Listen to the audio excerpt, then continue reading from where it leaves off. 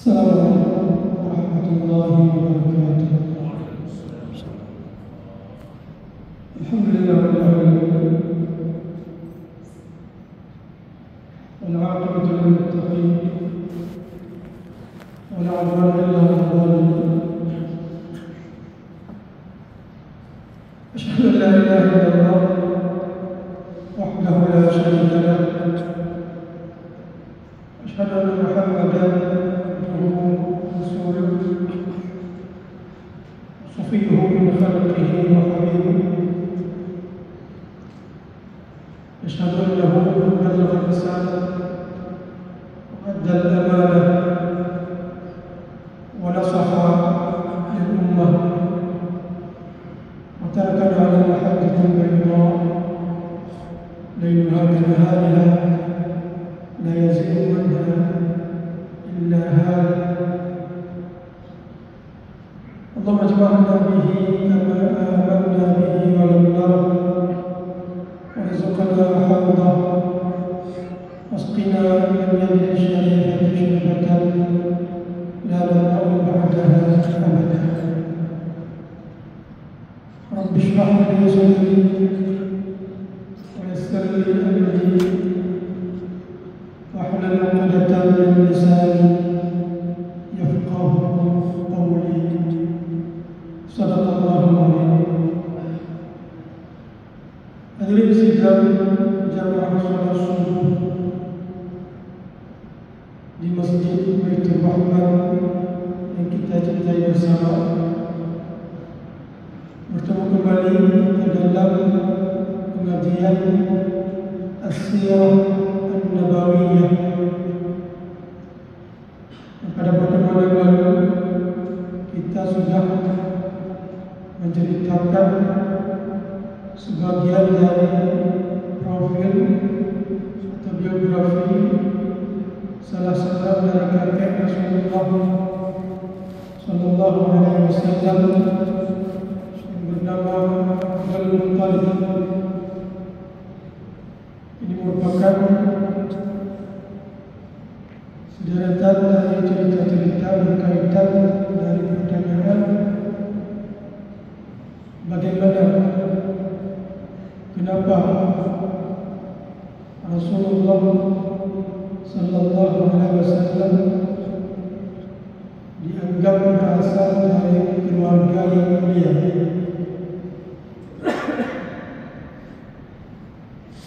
Dan salah satu jawaban yang sudah kita sebutkan itu pada sosok dari Abdul Muttalib, merupakan seorang yang berwibawa, punya jasa-jasa, baik jasa itu terlihat langsung dari usaha beliau ataupun jasa itu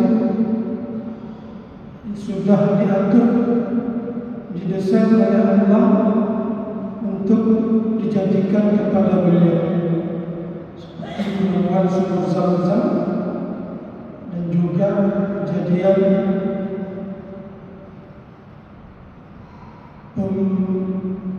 perlawanan terhadap antara Abraham. Dan pada pertemuan kali ini kita akan naik ke kakek beliau yang berikutnya, yaitu ayah dari Abdul Muttalib, Hashim, Muhammad bin Abdullah bin Abdul Muttalib bin Hashim bin Abdul Manaf bin Qusay bin Kilab bin Murrah bin Ka'ab bin Lu'ay bin Ghalib bin Fihrin. Fihrin inilah yang dikenal dengan Quraisy. Hadirin Allah, Hashim adalah salah seorang kakek Rasulullah SAW yang juga jawaban dari pertanyaan tadi, bagaimana kok bisa Rasulullah Sallallahu Alaihi Wasallam itu berasal kemuliaan seseorang itu bukan gara-gara disebutkan saya mulia, saya dari kebangsaan ini, saya dari keturunan Arab, dari keturunan Turki, dari keturunan, bukan gara-gara disebutkan.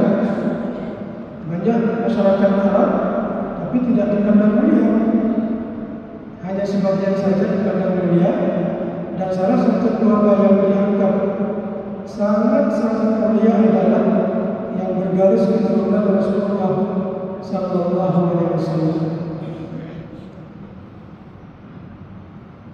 Kemuliaan itu bukan karena seseorang mengatakan dirinya mulia, tapi apa yang telah dia lakukan, apa yang telah dia perbuat, ada kejadian apa yang berkaitan dengan orang ini sehingga masyarakat menganggap, oh, orang ini luar biasa. Ketika sudah dianggap luar biasa, maka dari pandangan duniawi, tanpa melihat keturunan Nabi, Rasulullah kalau dilihat dari segi keturunan sampai kepada Nabi Ibrahim.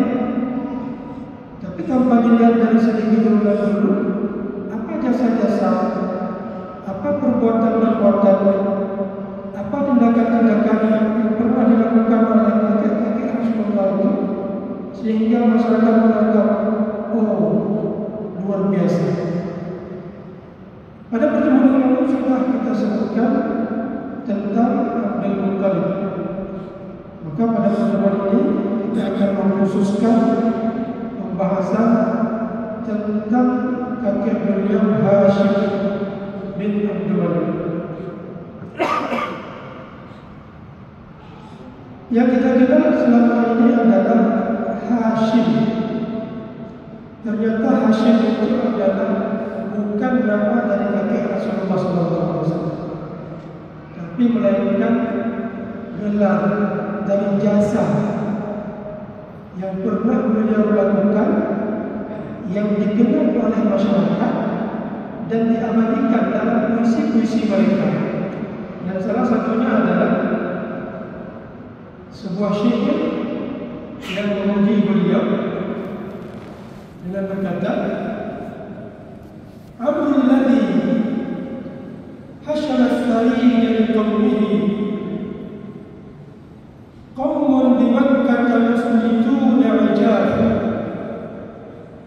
sunnat ilayhi ar-rihlatan kilahuma safaru ash-shita'i wa rihlatul asjaf.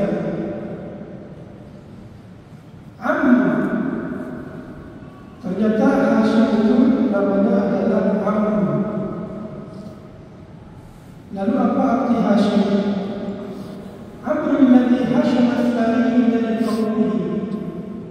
Hashim, Amr itu adalah yang telah melakukan Hashim.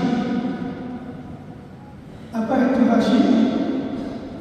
Hashim adalah mengumpulkan sejumlah roti-roti kering, kemudian dimasak dengan daging.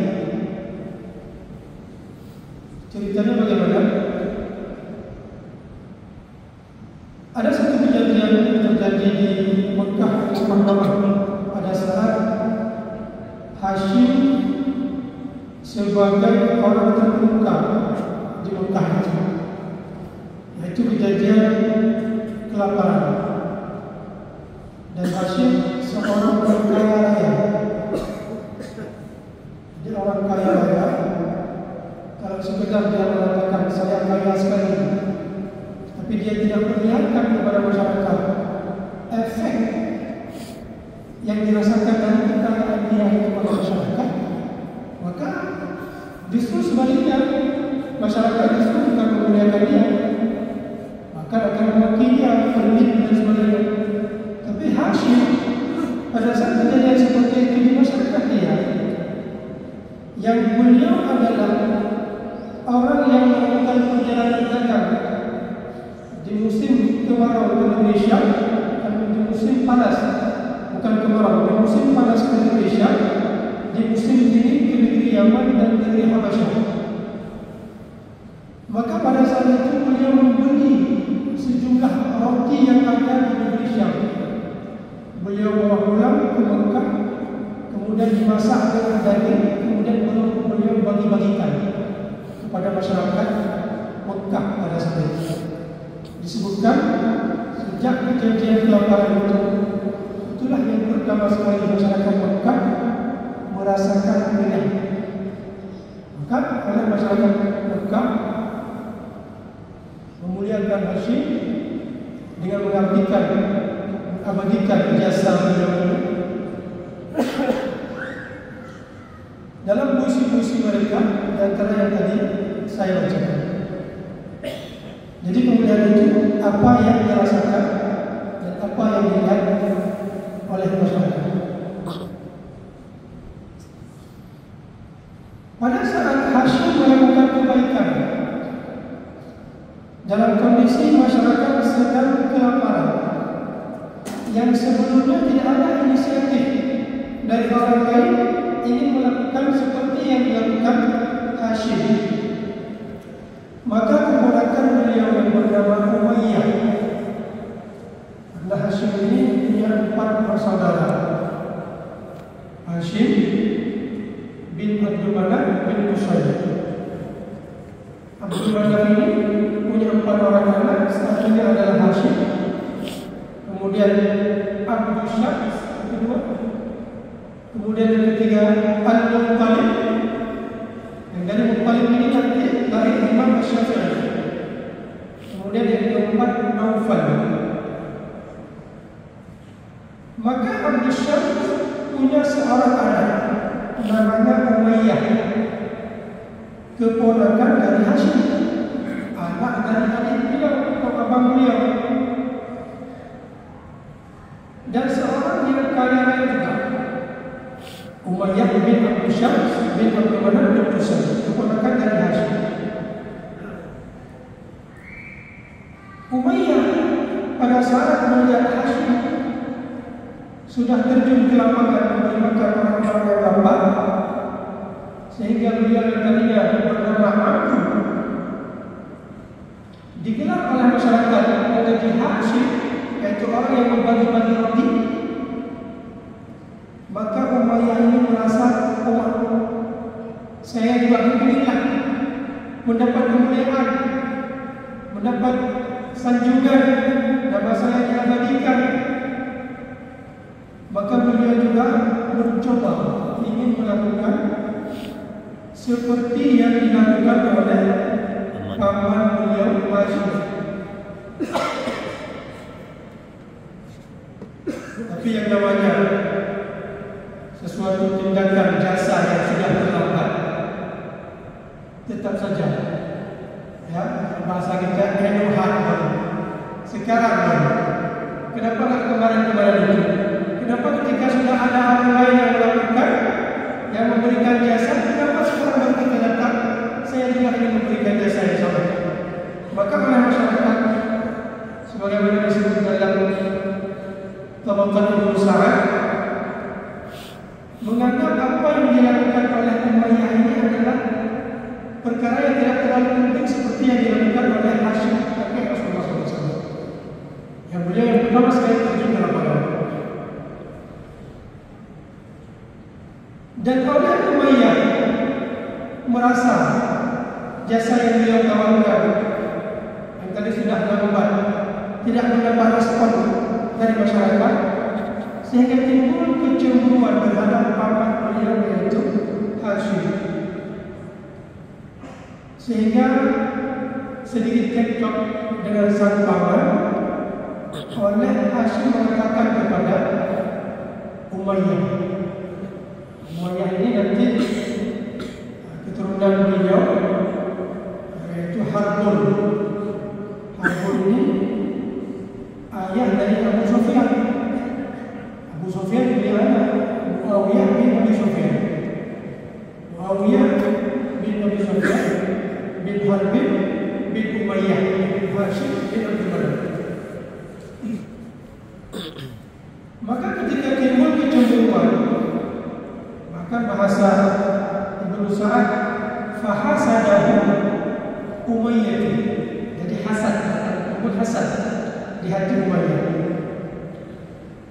Sehingga datanglah Umayyah ingin menampakkan kepada Hashim pamannya bahwa dia ini adalah sosok juga yang mulia seperti Hashim. Maka oleh sang paman tidak mau cekcok dari ibu dengan keponakan, sehingga mengatakan begini, mari kita mencari orang yang dianggap hebat pada saat itu. Bahasa dalam kitab sirah itu kahin, orang pintar bahasanya. Mereka kalau bertanya apa-apa selalu datang ke kahin. Maka oleh kahin itu mengatakan, cuma dia, siapa di antara saya dan keponakan saya ini lebih mulia menurut Anda?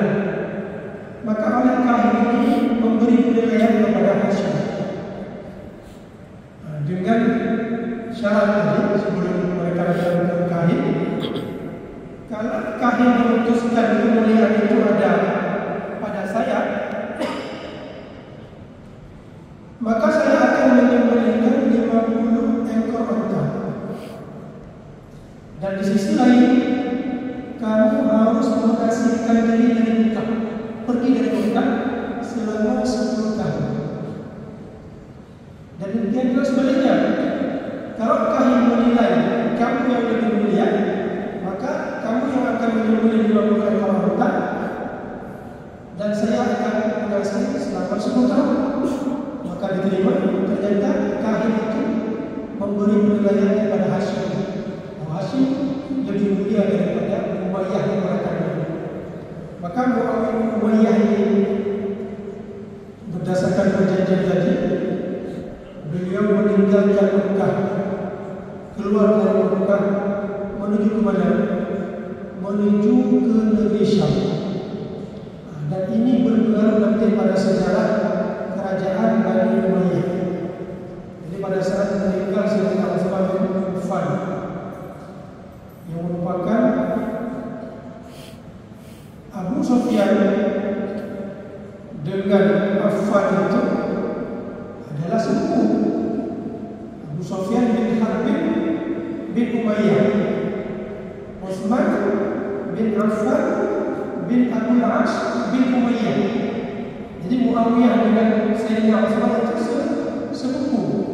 Utsman bin Affan, Muawiyah bin Abu Sufyan, Affan bin Abdul As, Abu Sufyan bin Harb, Abdul As bin Umayyah, Harbun bin Umayyah, Umayyah bin Abdul Syams bin Abdul Manaf. Di sini ketemu keluarga Rasulullah SAW dengan keluarga Muawiyah. Itu di kakek mereka Abdul Manaf. Apa efek yang nantinya terjadi pada masa kerajaan Bani Umayyah? Setelah meninggalnya Utsman, apa yang dilakukan oleh Muawiyah, yang pada saat itu adalah sebagai gubernur dari Utsman yang ada di negeri Syam. Muawiyah menuntut agar dicari segera pembunuh terhadap Utsman. Maka Ali yang menjabat sebagai khalifah baru pada saat itu, beliau punya strategi yang berbeda. Yang paling penting sekarang bukan mencari pembunuhnya, tapi diatur dulu negara dalam kondisi aman. Baru ketika sudah aman, baru akan dicari pembunuh. Maka oleh Muhammad tidak harus seperti itu, harus segera. Prioritas utama sebelum yang lain adalah dicari pembunuh Utsman bin Affan.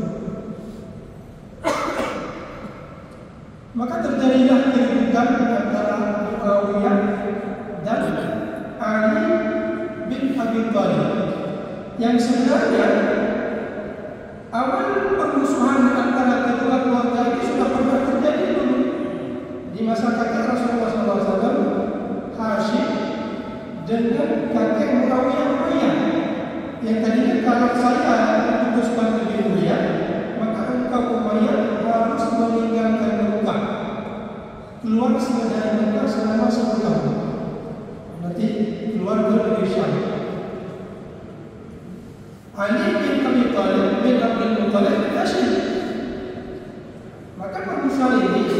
terus terbangun sejak Rasulullah, sejak masa Hashim tadi. Kemudian Rasulullah dipilih oleh Allah sebagai nabi, dimusuhi oleh keluarga Umayyah, diperangi oleh Abu Sufyan.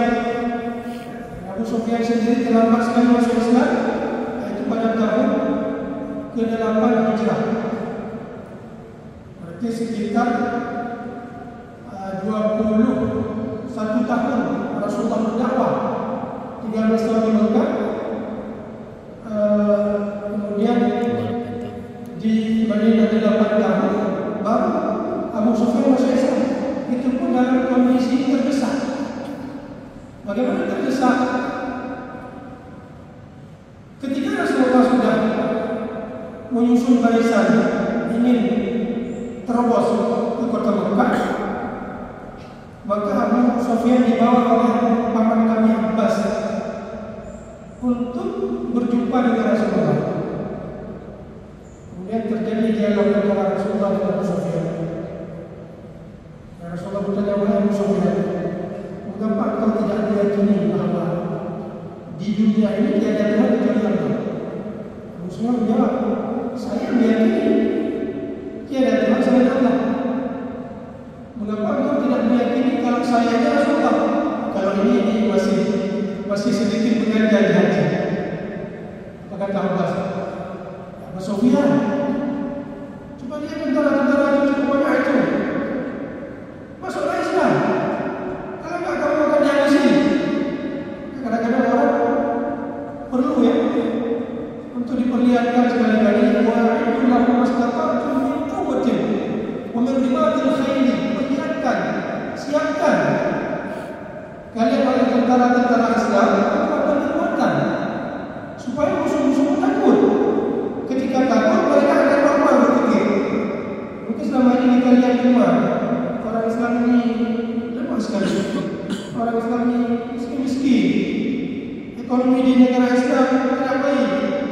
Wah, itu persiapkan supaya lebih baik, supaya orang-orang ketika melihat kita orang Islam itu hebat. Seperti yang dilihat oleh Abu Sufyan ketika dilihat tentara Islam yang begitu ramai. Oh, Allah. Sekarang saya percaya Muhammad itu Rasulullah SAW. Ada orang-orang seperti itu. Kembali kepada Hashim yang tadinya Umayyah, kakek dari Abu Sufyan yang hijrah ke negeri Syam,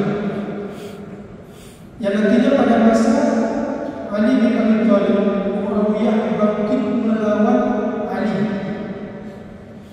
Kenapa Muawiyah begitu mudah melakukan perlawanan terhadap Ali bin Abi Thalib? Karena dari dulu kakek Muawiyah itu sudah berada di negeri Syam, jadi sudah terbangun kedekatan baik antara Muawiyah yang merupakan gubernur di tempat itu, kemudian kakeknya yaitu Umayyah itu yang belum merantau ke tempat itu selama 10 tahun, maka negeri Syam itu sudah mendukung Abu Sufyan, mendukung Muawiyah, mendukung keluarga-keluarga dari Bani Umayyah.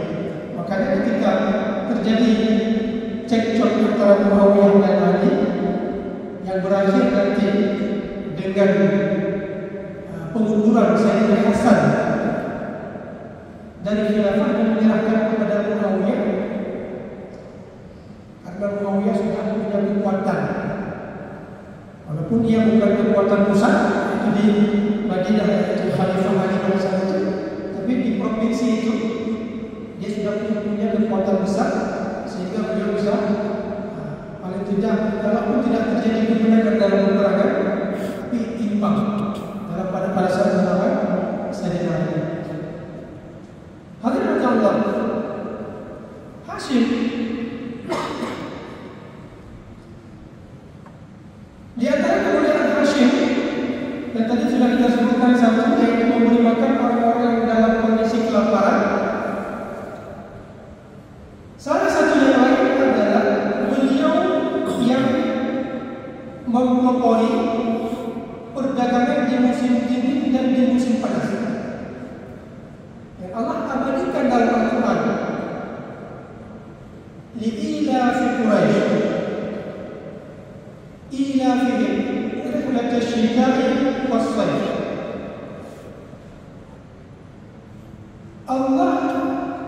telah menjadikan masyarakat Quraisy ini bersatu.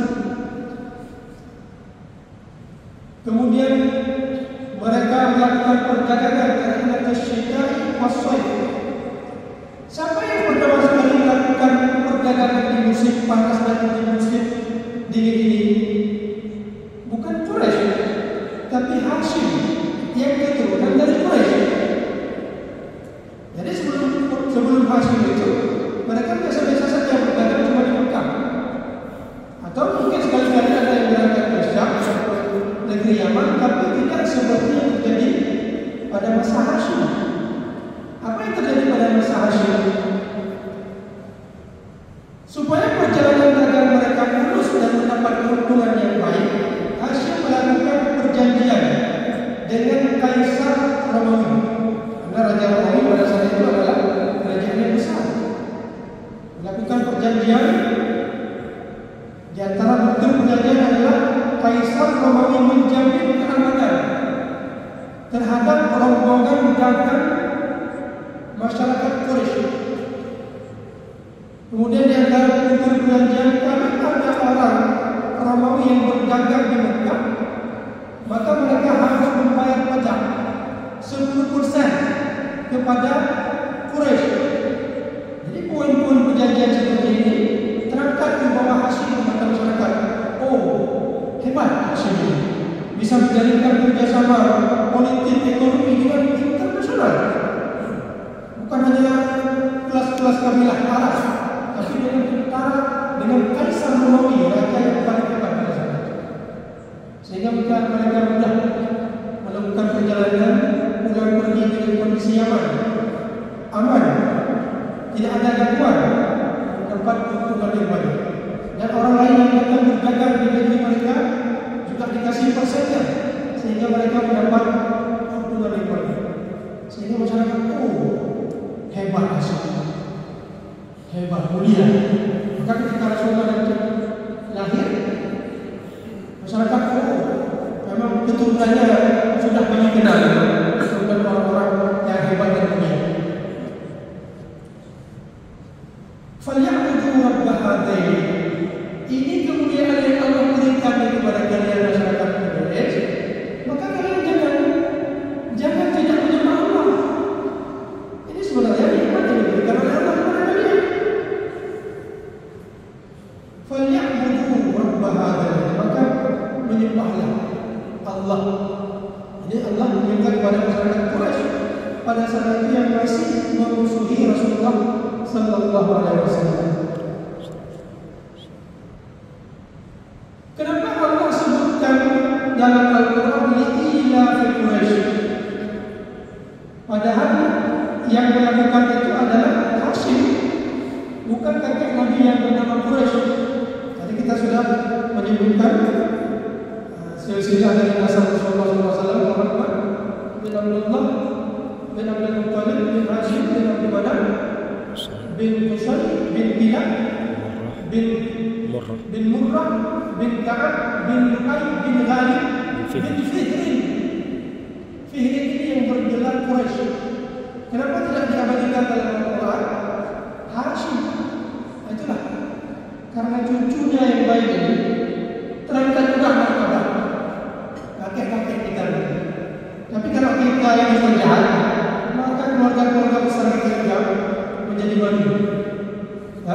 Ini yang dicontohkan, dan ini yang di secara tersirat pesan dari Al-Quran seperti itu. Li'ila fi Quraisy. Mulia masyarakat Quraisy karena siapa?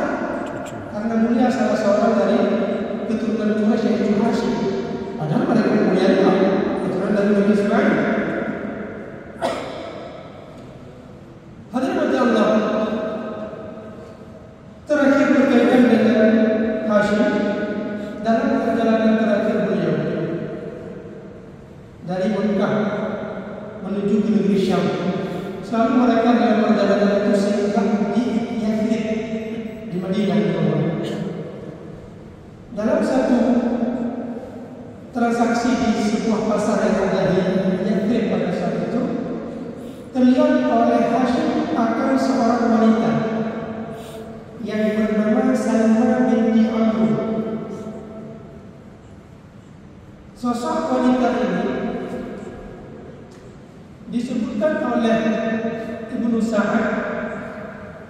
Kana imra'atan hazimah, seorang perempuan yang tegas, serius, bukan perempuan yang loyo, bukan perempuan yang cengeng. Kana hazimatan ma'a hiddatin hazimatan ma'a jamal, ada juga sedikit cantiknya. Kemudian ditanyakan oleh Hashim merasa tertarik melihat seorang perempuan di sebuah pasar melakukan perdagangan. Wanita berdagang, orangnya tegas, bagus. Ini kamu janda atau perawan? Janda. Disebutkan oleh Ibnu Sa'd, kenapa janda? Kullama karihat ahdan, setiap dia tidak suka kepada suaminya laki-laki, faraqaha li syarafiha, dia meninggalkan suaminya. Artinya cekcok, sehingga berakhir dengan talak. Mungkin kita menyimpulkan itu ada jadi nggak baik lah, misalnya sama suaminya seperti itu. Tapi perlu kita hargai. Coba bayangkan seorang perempuan yang kriteria seperti tadi, orangnya energi, kemudian terjun ke pasar seperti itu. Tiba-tiba suaminya itu tidur-tidur, suaminya itu loyo, suaminya itu pemalas. Apakah dia nggak benci sama suaminya itu? Ini perlu kita hargai perasaan manusia. Kalau pasangan hidup kita banyak yang tidak beres, baik istri atau suami, satu kewajaran terbesit hati kita nggak suka seperti itu. Dan ini terjadi pada Salman bin Hamid. Dan dia tidak pernah mau menerima pinangan laki-laki, karena memang laki-laki yang melamar dia itu bukan orang dari luar, orang yang sama-sama punya energi seperti dia. Maka ketika berjumpa dengan Hashim, saat ini beliau terima lamaran Hashim. Kenapa? Karena Hashim orang yang punya energi kuat, maka cocok. Setelah Salma menerima pinangan dari Hashim, lalu Salma ini hamil, dan Hashim melanjutkan perjalanan dagang ke negeri Syam. Sampai di negeri Syam, Hashim sakit, tepatnya di daerah Gaza sekarang. Makanya kaum Gaza itu disebut Ghazatul Hashim. Maka di sana masyarakat Gaza, di kuburan Hashim, mereka dirikan sebuah masjid yang disebut dengan Masjid Hashim, dan meninggal dunia. Kemudian Salma, istri yang baru dinikahi itu, tak lama kemudian melahirkan seorang anak. Ketika lahir seorang anak, anak itu diberi nama Syaibah, yang kemudian nanti dijemput oleh pamannya, adik dari Hashim, yang bernama Al-Muttalib, dibawa pulang ke Mekah, sehingga masyarakat menduga bahwa Muttalib ini sudah memberi seorang budak. Maka sejak saat itu digelar dengan Abdul Muttalib. Jadi Abdul Muttalib itu gelar hamba pamannya yang bernama Al-Muttalib. Tadi saya sebutkan Muttalib ini nanti punya keturunan Al-Imam Asy-Syafi'i. Al-Imam Asy-Syafi'i menganggap beliau tidak boleh menerima zakat. Kenapa tidak boleh menerima zakat? Karena beliau berasal dari keturunan Muttalib. Karena antara Muttalib dengan Hashim itu punya koalisi di masa jahiliyah, dan juga punya koalisi ketika Rasulullah SAW sudah menjadi nabi. Walaupun mereka sebagian belum beriman kepada Rasulullah SAW, tapi pada saat terjadi pemboikotan terhadap Rasulullah di lereng gunung punya Abu Talib selama 3 tahun, itu yang membantu Rasulullah adalah keluarga beliau. Ada sebagian yang tidak beriman, ada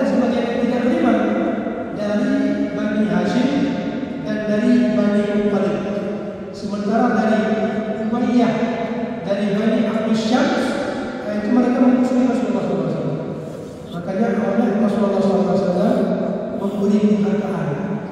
Kalau ghanimah harta rampasan perang dimiliki oleh sebuah misi